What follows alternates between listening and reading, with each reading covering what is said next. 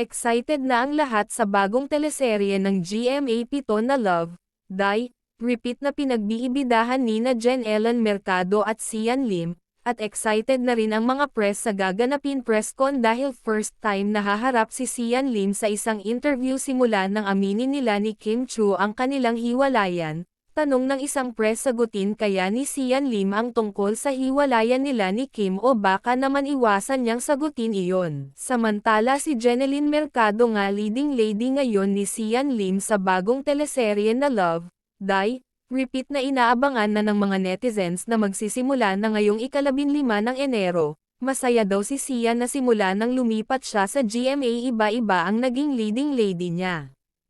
Hindi naman daw siya masyado nahirapan sa bagong kapareha niya dahil huli niya agad ang ugali ni Jeneline Mercado.